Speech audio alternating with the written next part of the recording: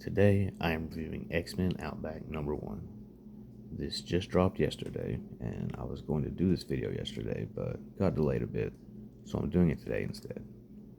For those who don't know, the Outback era is a small but interesting part of the famous Chris Claremont era of X-Men.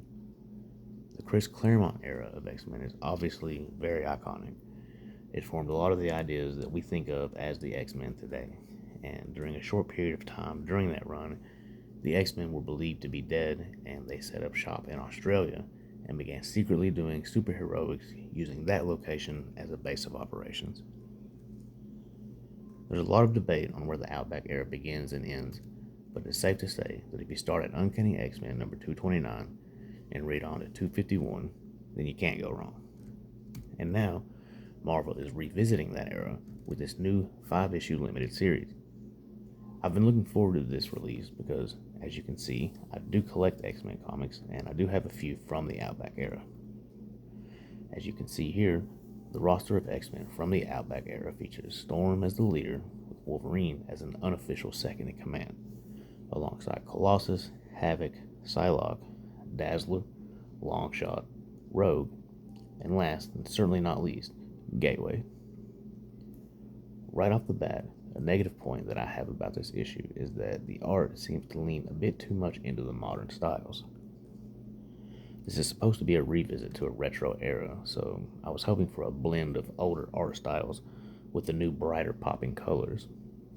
However, it seems like they just took the modern versions of the characters and put them in their old suits. As you can see here, Rogue rocked a Farrah Fawcett type hairdo in the 80s, but in this issue, they just have modern Rogue in her old clothes.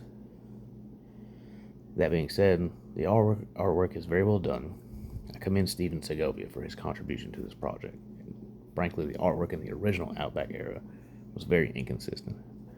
While the writing at the time was non-stop S tier, the artwork alternated between being amazing and leaving quite a bit to be desired. So I was looking forward to some improvement there.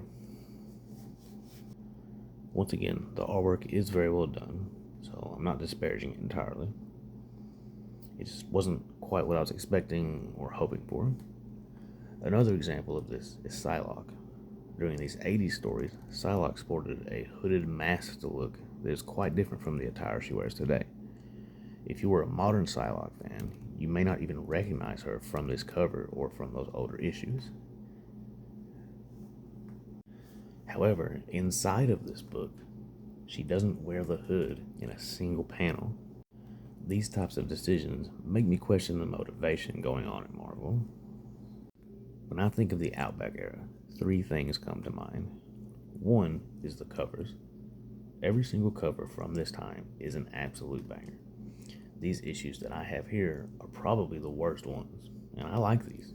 That Brood cover in the middle absolutely slaps, but it pales in comparison to Wolverine being crucified on a giant X in the middle of a field of skulls.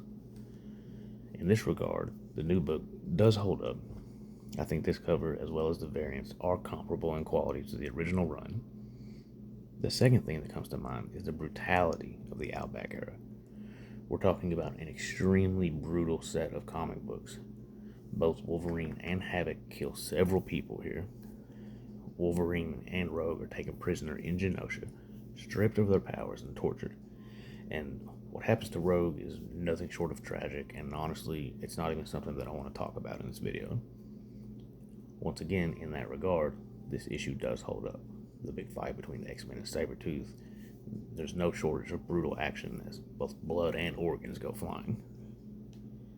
The final thing I think of when it comes to the Outback era is just how weird it is.